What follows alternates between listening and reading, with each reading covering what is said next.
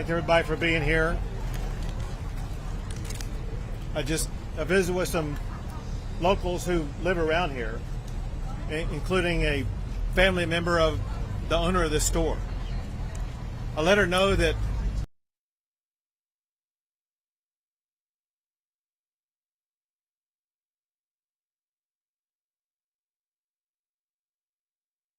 I've been to this store every year for many years. I've seen these little campers since they were just a little bit bigger than toddlers, young kids.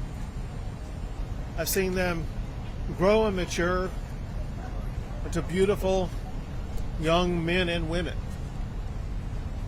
Nothing is as heart-wrenching as hearing the stories of what the girls around here, especially the girls at Camp Mystic, went through. To see where they lived in one moment, where they disappeared the next moment, and were gone forever a few moments after that.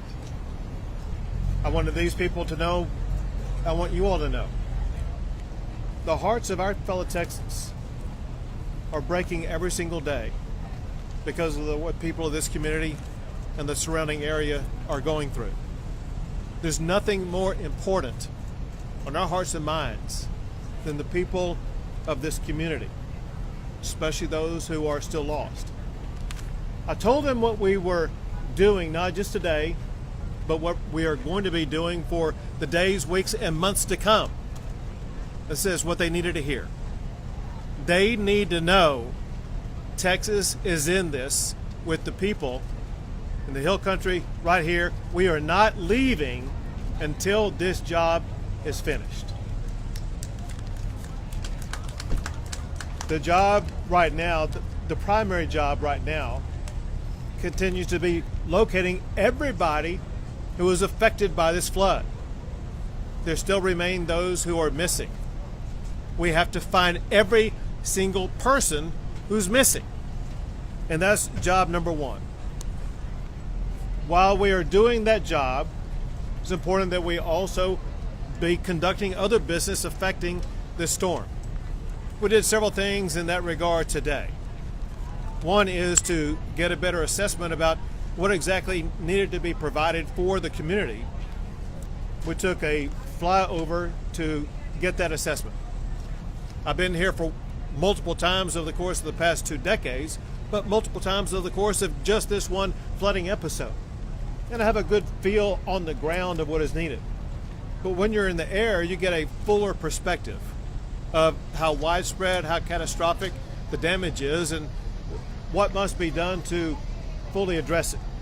We were able to process that better today when we flew around. And on that fly around today, I had with me the Speaker of the House, Dustin Burrows, who's going to speak after myself.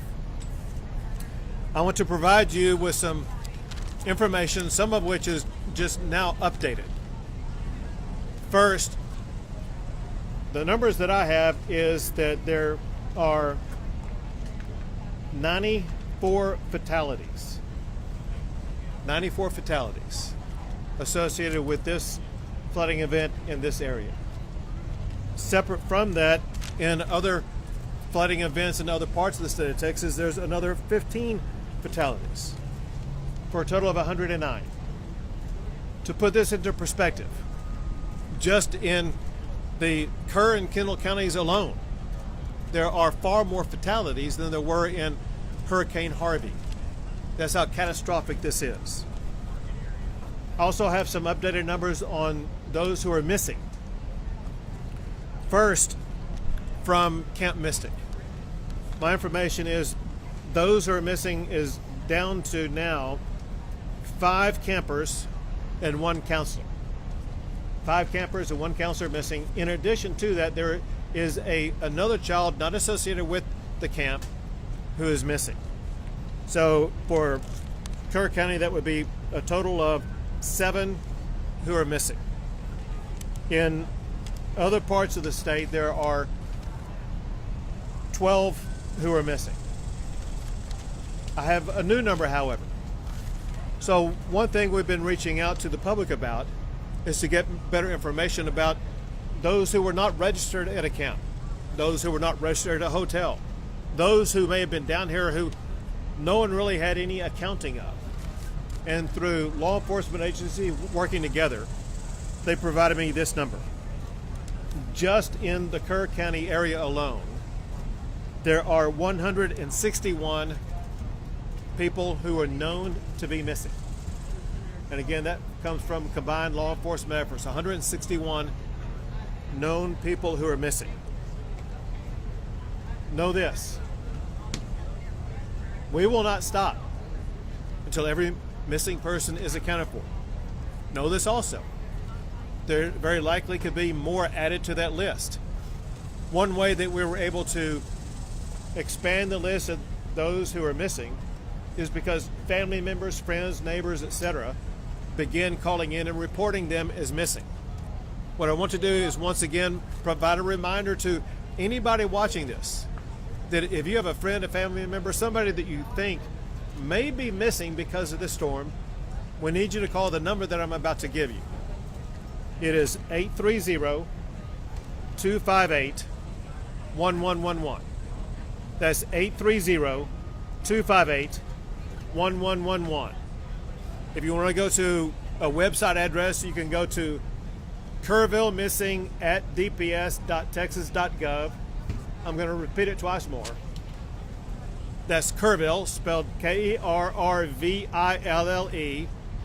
no space, then the word missing, MISSING. So Kerrville Missing at DP.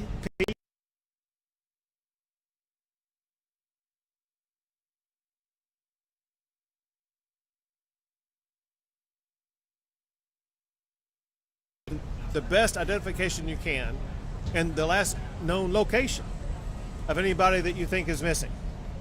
Know this also. If you make a prank call or provide false information, that's a crime. Do not provide false information because you're hindering our ability to undertake this investigation, hindering our ability to actually rescue and find those who truly are missing. So you better be correct when you're calling in and let us know that there is somebody who is missing. Importantly, we know that so many families are going through grief that's beyond anyone's comprehension right now, beyond any of us being able to walk up to them and give them the magic words that will make them suddenly feel healed. We know that they need grief counselors. We have 5 organizations that together are providing dozens of grief counselors for all of the affected family members around here. It's so important at times like this for family members to access that grief counseling so they can have their mental and emotional health needs addressed in what may be the most challenging time of their lives. Something else that's a help as we begin the process of helping places like the Hunt store, the local community, Hunt, Texas, be able to rebuild. One thing that is speeding that recovery was the immediate granting of the major master declaration that was granted by President Trump. It immediately opened not only access to more funding, but also access to more resources to be able to more quickly, more effectively respond to this storm. That includes debris removal, which has already begun. It includes assistance for individuals who are eligible to apply, and the director of Texas Division of Emergency Management will explain more about that in a second. But there are 2 categories of people or entities that there is money available to assist. One are individuals affected by the storm. Another are public entities like the town of Hunt, like the town of Kerrville, like the county of Kerr, etc. They may have needs with regard to roads or utilities, whatever the case may be. Now the assistance is available for them to more effectively and more quickly address that. With regard to roads, anybody who's driven around here knows that there are some roads that need repairs. The Texas Department of Public Safety is working 24/7 to make sure they're going to be getting these roads repaired and passable as quickly as possible. Going back to President Trump, he and I spoke again this morning, and he could not stop talking about how sad he was for all the little girls who've lost their life. He recounted his own understanding of what happened with what was really a tsunami wave of wall of water that swept too many of them away. And he cares a lot about those young ladies. And he wants to step up and make sure that any need that we have here in Texas is going to be met very quickly. And he's already done that by helping to provide the quick assistance by sending down Secretary Kristi Noem, who, listen, I've been dealing with events like this for 10 years. Never have I seen someone respond as quickly and as effectively as what Secretary Noem did. Also, while coming over here, I received this text from Secretary Kennedy.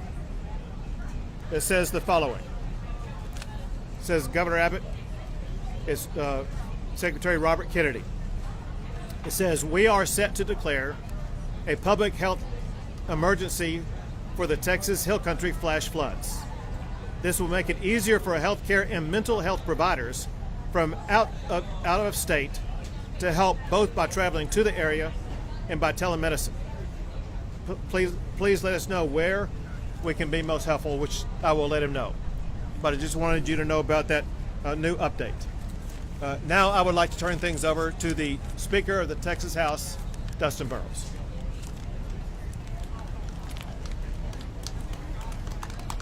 Thank you, Governor.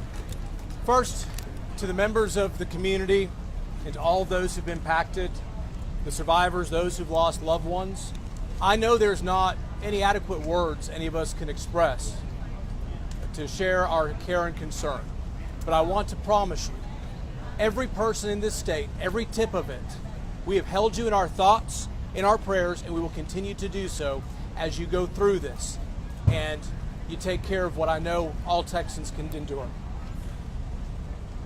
I had the opportunity to fly with Governor Abbott today over the damaged area. It is hard to comprehend the amount of water that came through in such a short period of time.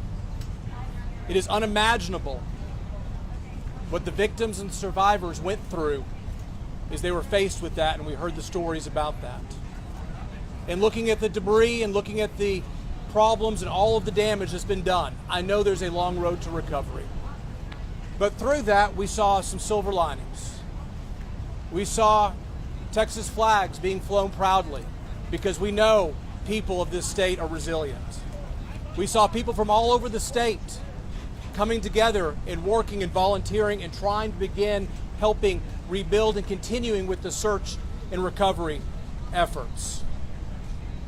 I have had members of the Texas House from all over the state looking for ways to help. You have a great local representative with West Verdell, but I promise you, every Texan, all 150 members of the Texas House have been looking for ways to help, whether it's helping to raise money or wanting to do things. They are committed to it. I want to thank Governor Abbott for saying that we will address these issues in a special session in 2 weeks.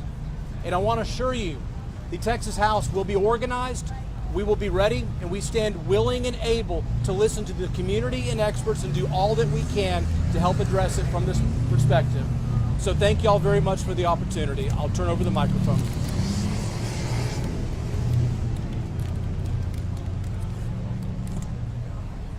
This is the kind of event that the Speaker of the House would have come to in an ordinary situation. When you consider the fact that we're going to start a special session 2 Mondays from now, a special session that will have at the top of its agenda helping communities like in Kerr County, Kendall County, as well as in Central Texas and the Big Country, all areas affected by the floods of the past week. Those issues are going to be on the agenda for the state to address from top to bottom. We want to make sure that when we end that session, we end it making sure these communities are better, more resilient, and have the resources that they need for the next chapter of their lives. Now we have the director of the Texas Department of Public Safety, Freeman Martin.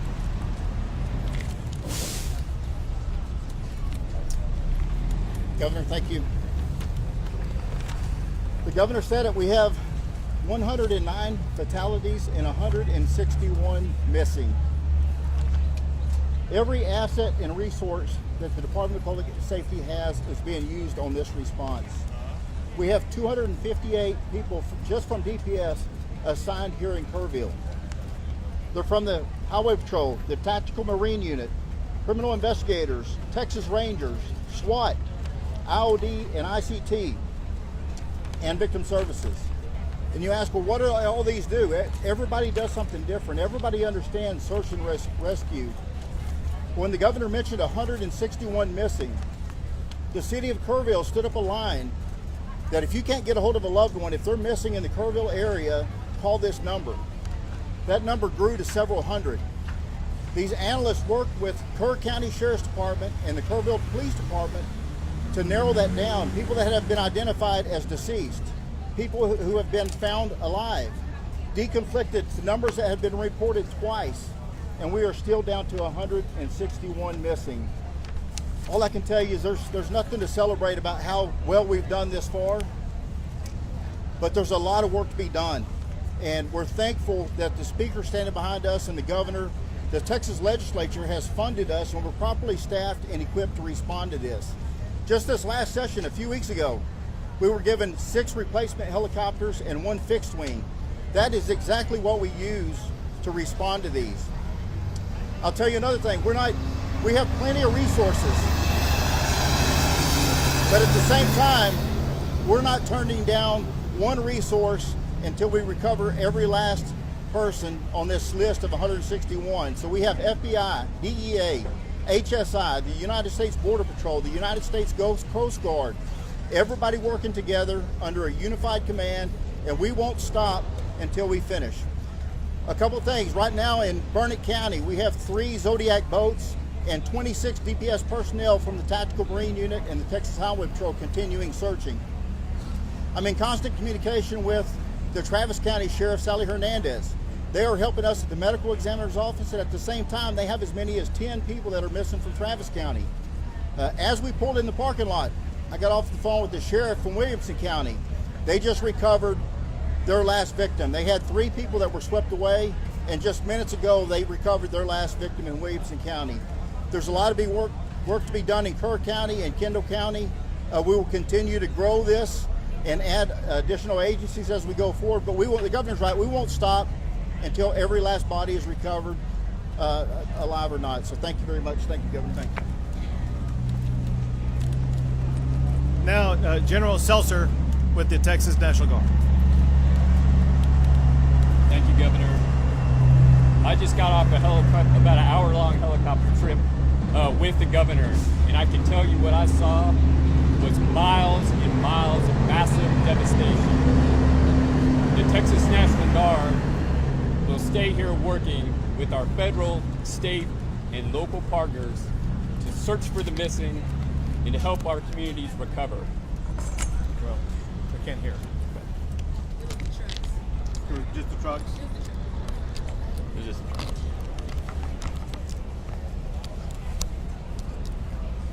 We will continue using assets such as search crews on the ground, high-profile military vehicles, Black Hawk helicopters with rescue hoists, and heavy Chinook helicopters in order to conduct search and rescue, evacuation, and to insert critical safety teams into austere areas to help life-saving. Aiding us in the effort today is the arrival of 4 Black Hawk helicopters from the state of Arkansas. That grows our agency count to 13 helicopters in support of this effort. Additionally, overhead, for the last 3 days, we have had MQ-9 Reaper remotely piloted aircraft conducting search and rescue operations. We are working with other states to get additional crews to support so that we can expand the coverage of that search and rescue operation. And lastly, we have shelter management crews that are working within the community to help those in need. I would like to close by saying something that the governor has said many times before, He said it many times today, but I'll emphasize it. Your National Guard will not leave until every person is found. And we will not leave until our communities are recovered. Thank you. Thank you.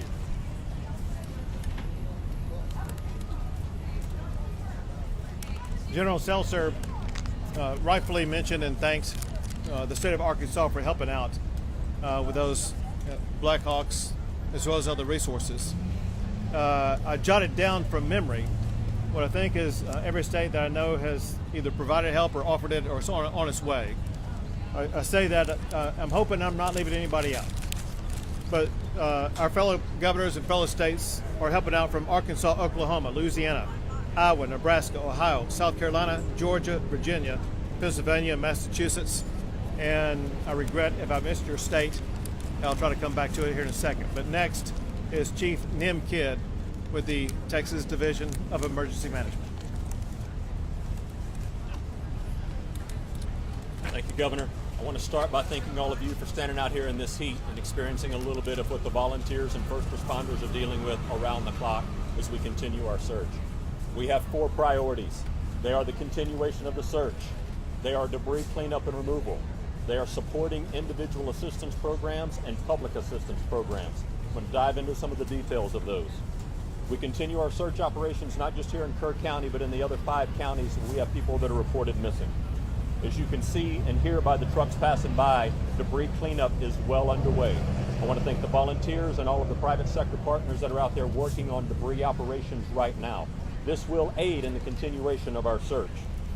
We are pushing forward to help those whose homes and businesses have been impacted through the FEMA Individual Assistance Program. The President's program has people here on the ground today that are working to get people registered through our websites and start opening disaster recovery centers today and tomorrow.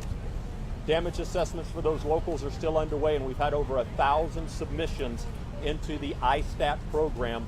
Please, if you have not submitted into the ISTAT program yet and your home or business was impacted, you send that information to us. Next, we continue. Well, that didn't work out. Next, we continue to work on our public assistance for our communities, working to get our roads repaired, our debris cleaned up, our water, wastewater, and utilities back up online. Finally, I need your help in getting the message out to help keep the roads cleared. You've seen a lot of damage in these roads as our TxDOT crews are out trying to repair those roads right now, while we still have a lot of traffic in our emergency operations. I want to thank you again for your time and your patience in helping us get this message out.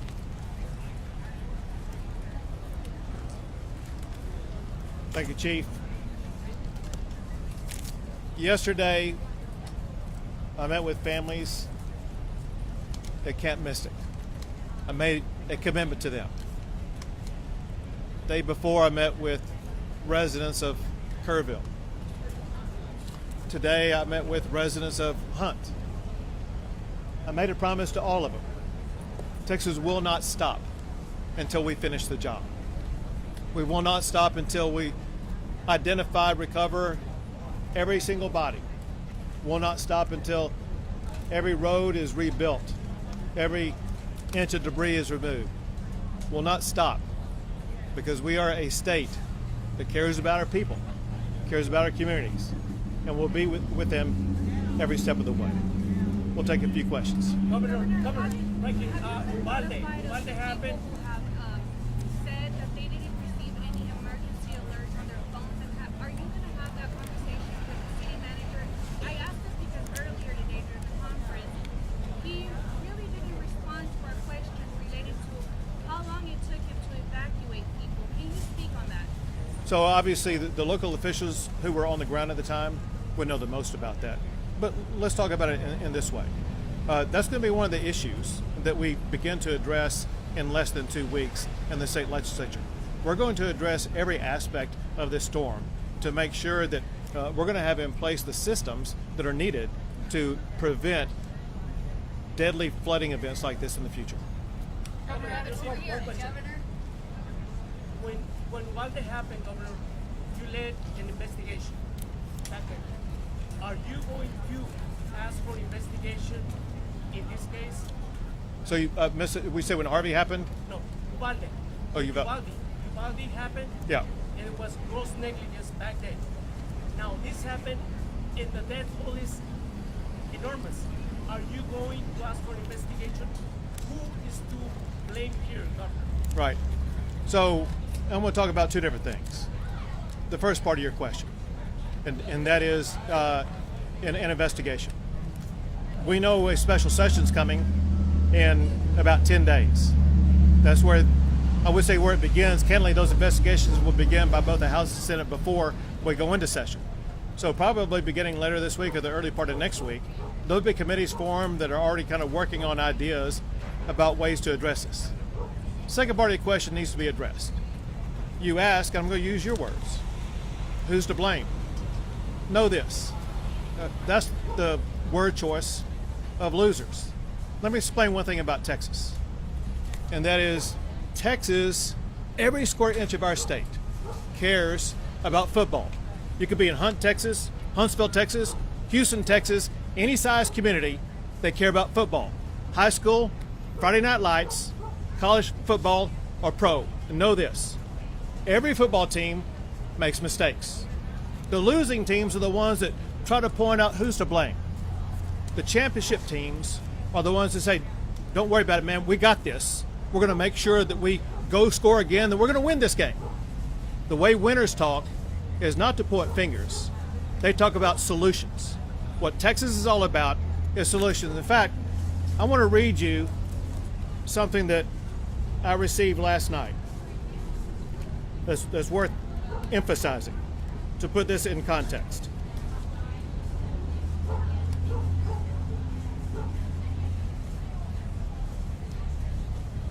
Tragedy has come.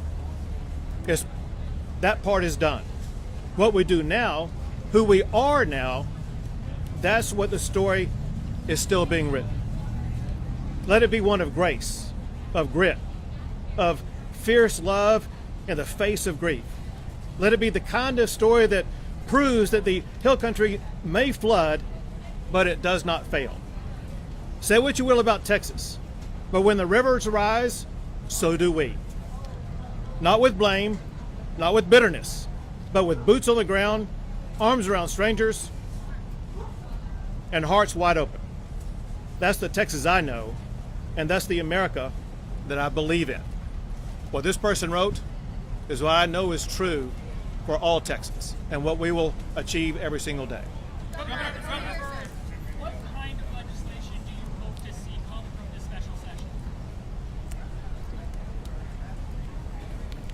You know, part of the legislative process is policy is not made in a vacuum. We have ideas. I've served on 2 investigatory committees out of the House before I was Speaker, both Uvalde and Panhandle wildfires. There are things that we can talk about, but it is too early to commit to know the specifics until we actually talk to the members of the community and hear what they think. Talk to the experts in the field. Talk to the first responders. That's what legislative hearings are for. We are ready to get started. The legislators I talk to, the members of the House, and I know the Senate, are very interested in finding solutions to not accept that we can't do better, but we will have those hearings. We will synthesize what we get, and we will come up with legislation that I believe will make it to the governor's desk and make us a stronger, better, more resilient Texas. Governor, what do you say to these families that say these solutions may be a little too late? Well, so one thing that we're focused on is making sure that we deliver the right solutions. One thing the speaker just said is worth emphasizing, and that is that for us to provide real solutions, we actually need to hear from the people who are the ones most affected. The ones most affected, they're dealing with the grievance of having lost a child or lost a business or otherwise have their lives turned upside down. They don't have the capability right now of providing that information. We'll talk to local leaders, importantly, not just here, but across the state. And we want to make sure that we address what happened here, but at the same time, we want to make sure that we are able to implement measures that are going to be able to prevent loss in other regions going forward. So we have our work cut out for us, but I know the members of the House and members of the Senate, I know we'll work and get some meaningful things done. Governor, I have a here, sir. First of all, I want to acknowledge the superhuman work that's happening to increase rescue and recovery efforts, but there are growing concerns in this community about who was in charge during those critical hours when that first order came in at 1:14 and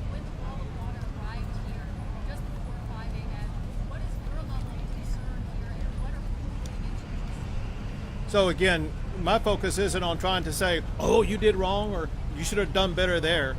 My job is to bring Texas and Texans together and make sure that we immediately start delivering on solutions. You talk about the heroic effort, and no one has seen the level of response as what Texas has provided over the past 4 days or so.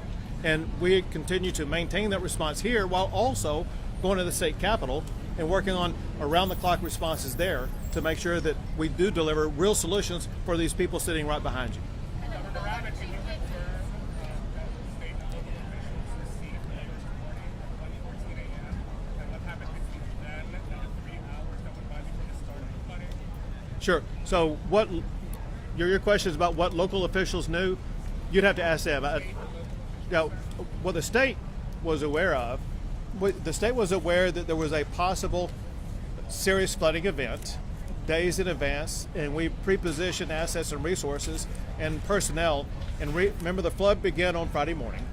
We originally positioned those assets, resources, and personnel on Wednesday.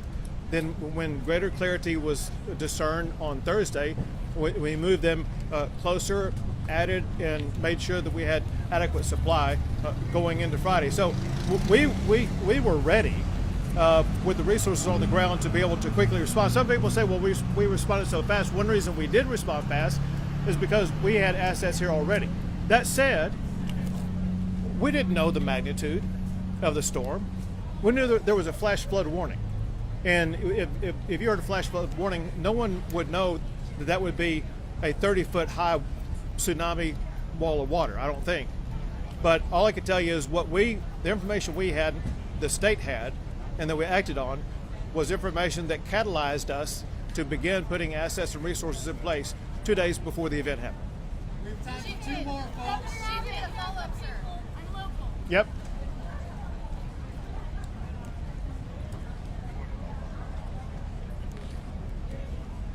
My name's Courtney Calvin. I'm born and raised here.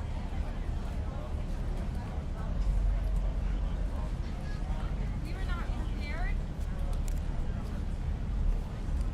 As a community, we've come together and tried to be prepared. With all due respect, I had no idea you were going to be here today. I was out with the team.